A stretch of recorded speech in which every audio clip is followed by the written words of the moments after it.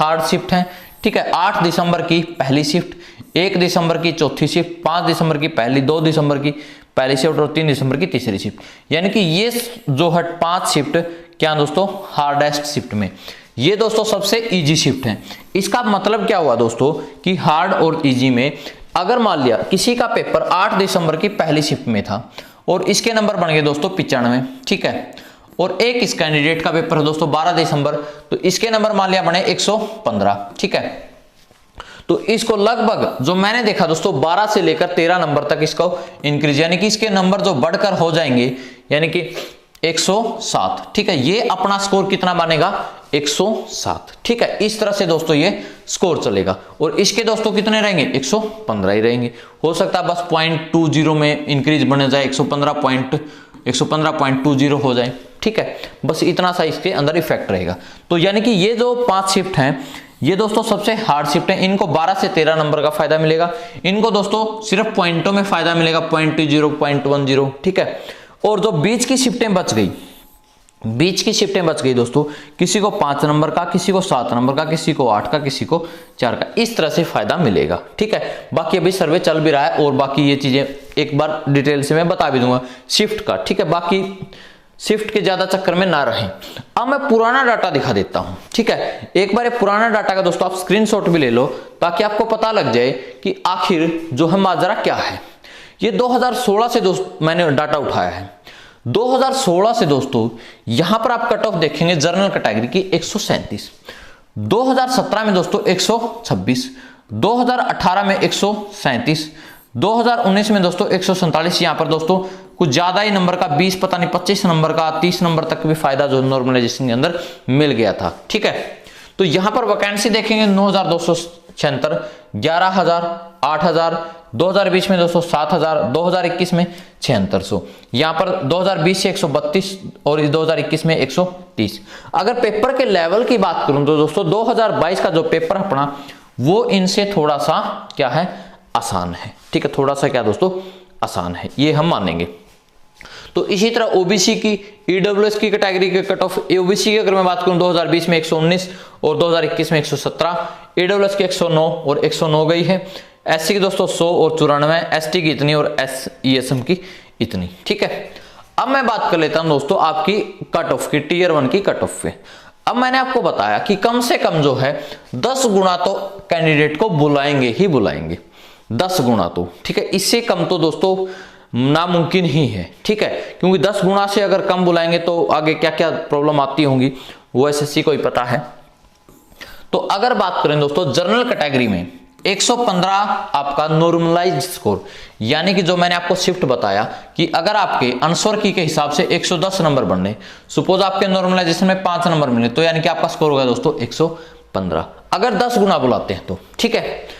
OBC में दोस्तों 105 score, ठीक है, नॉर्मलाइज्ड स्कोर यानी कि बड़ा हुआ स्कोर। ये कोई भी नहीं बताता, यूट्यूब पे बच्चे पूछते रहते हैं कि सर ये स्कोर कौन सा है, ये नॉर्मलाइज्ड स्कोर है कि रा स्कोर है, ठीक है। नॉर्मलाइज्ड स्कोर दोस्तों नंबर बढ़ करके, यानी कि इसके अंदर क्या क्या इंक्लूड होता है वो चीजें मैं थोड़ा सा और बता देता हूं ताकि जो बिगिनर है दोस्तों उनको नहीं पता होती कुछ चीजें। जैसे मान लिया आपके हैं 100 नंबर, ठीक है, रा स्कोर में कितने बने 100 नंबर, फिर आपको क्या नॉर्मलाइज ये ऑब्जेक्शन के लगाए हुए आप मान लिया 4 नंबर आपको ऑब्जेक्शन के मिल गए। फैक्टर्स क्या क्या है यहाँ पर, फैक्टर्स आपको बहुत सारे होते हैं, फैक्टर्स मैं बता देती हूँ।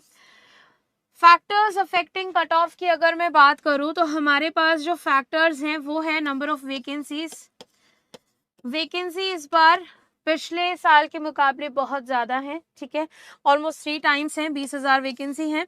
उसके बाद अगर मैं बात करूँ तो अभी जो पैटर्न चेंज हुआ था सीजीएल का, क्या हो गया है, qualifying in nature. Qualifying in nature का मतलब क्या होता है, क्वालिफाइंग का मतलब होता है आपको बस ये क्लियर करना है, इसके जो मार्क्स है कहीं कंसिडर नहीं होंगे मेरिट में आने के लिए, ठीक है। तो ये क्वालिफाइंग इन नेचर होगा। तो यहाँ पर इस वजह से भी क्या है, कट ऑफ जो है हमारी कम जा सकती है। वैकेंसी यहाँ पर ज़्यादा है तो कट ऑफ हमारी कम जा सकती है। और एक और क्राइटेरिया है यहाँ पर कि कुछ बच्चे एग्ज़ाम देने ही नहीं गए, आधे तो ये सोच के डर गए कि एग्ज़ाम पैटर्न चेंज हो गया है हम नहीं जाएंगे। तो यहाँ पर अटेंडेंस जो रही है वो भी हमारी थोड़ी गिरावट देखने को मिली है अटेंडेंस में गिरावट है, तो यहाँ पर उसमें भी एक क्राइटेरिया हो सकता है अपनी कट ऑफ डिसाइड करने में। तो अब कट ऑफ यहाँ पर एट द एंड होने क्या वाली है आंसर की देखने के बाद अगर मैं बात करूँ अपनी सीजीएल की कट ऑफ जो है अनरिजर्व्ड के लिए रह सकती है 106 से 115, ओबीसी के लिए रह सकती है 100 से 107, ईडब्ल्यूएस के लिए 105 से 110, एससी के लिए 80 से 87 और एसटी के लिए 79 से 84 रह सकती है। तो ये एक डेटा है बेस्ड ऑन द आंसर की एनालिसिस वगैरह भी हमने किया, उसमें भी हमने देखा अब आंसर की आ गई है, उसके सबके अकॉर्डिंग यहाँ पर ये एक डेटा है। बाकी जो भी मैंने फैक्टर्स बताए आपको उसके बेसिस पर भी ओवरऑल अगर पूरा एनालिसिस करें तो हम यही देख पा रहे हैं कि ये कट ऑफ जा सकती है, एक्सपेक्टेड कट ऑफ है, एक्सपेक्टेड डेटा है, ये जा सकती है 106 to 115 अनरिजर्व की, ये हम एक बेस मानकर चल सकते हैं। तो यहाँ पर आप लोग भी अपनी आंसर की चेक कर ज़रूर बताइएगा कि आपके अकॉर्डिंग यहाँ पर कट ऑफ कितनी जा सकती है, कौन सी कैटेगरी की कितनी कट ऑफ है, अपने अकॉर्डिंग आपके अकॉर्डिंग जो भी है आप कमेंट बॉक्स में हमें ज़रूर से लिखकर बता सकते हैं। और कई बच्चे जब मैं क्लास ले रही होती हूँ तो पूछ रहे होते हैं टीयर 2 की तैयारी कैसे करें। टीयर 2 की तैयारी भी आप यहाँ पर हमारे साथ ही जुड़कर कर सकते हैं। यहाँ पर अभी आपको पता है सीजीएल का एग्जाम हुआ, सीएचएसएल का भी आने वाला है, जीडी का अगले महीने है।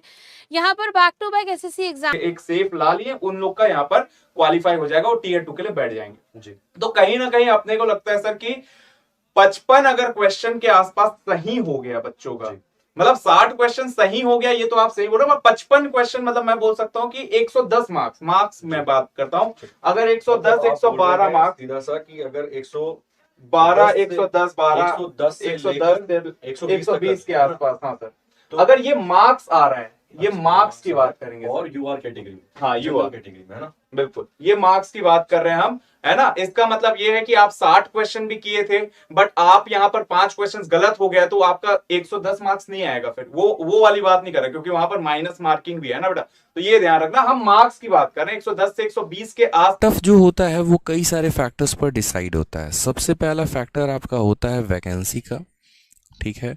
दूसरा मेरे भाई कितने सारे लोगों ने फॉर्म को अप्लाई किया है और पेपर देने गए हैं उनका, ठीक है। और तीसरा जो होता है वो नॉर्मलाइजेशन पर भी होता है कि आपने जो नॉर्मलाइजेशन हुआ है वो किस हद तक नॉर्मलाइजेशन हुआ है।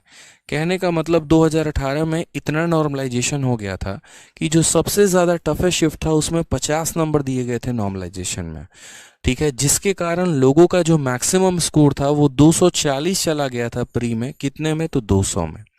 लेकिन वहीं 2019 की बात करें तो 2019 में जो हमारा एक तरीके से नॉर्मलाइजेशन हुआ ना, वो नॉर्मलाइजेशन थोड़ा फीका रहा, मतलब थोड़ा और कम रहा। यानी जो मैक्सिमम स्कोर था वो लगभग 202 या 210 के करीब में, मुझे एग्जैक्ट याद नहीं है, 200 में था, यानी नॉर्मलाइजेशन थोड़ा कम हुआ। 2020 में नॉर्मलाइजेशन को और कम कर दिया गया, ठीक है, तो उसके कारण कटअप पर भी प्रभाव पड़ता है। तो ये टोटल 3 फैक्टर होते हैं, वैकेंसी होता है, कितने लोग फॉर्म पेपर देने जाते हैं वो होता है, और नॉर्मलाइजेशन किस हद तक हो रहा है, क्या नॉर्मलाइजेशन में थोड़े थोड़े नंबर बढ़ाए जा रहे हैं या बहुत ज़्यादा नंबर बच्चों को दिया जा रहा है। ये सारा फैक्टर मिलाकर ही कट ऑफ डिसाइड होता है। तो इस बार के पेपर में ना आप बता सकते हैं कि कट ऑफ कितनी जाएगी, ना हम बता सकते हैं, और कहना उचित भी नहीं रहेगा कि कट ऑफ कितनी जाने वाली है।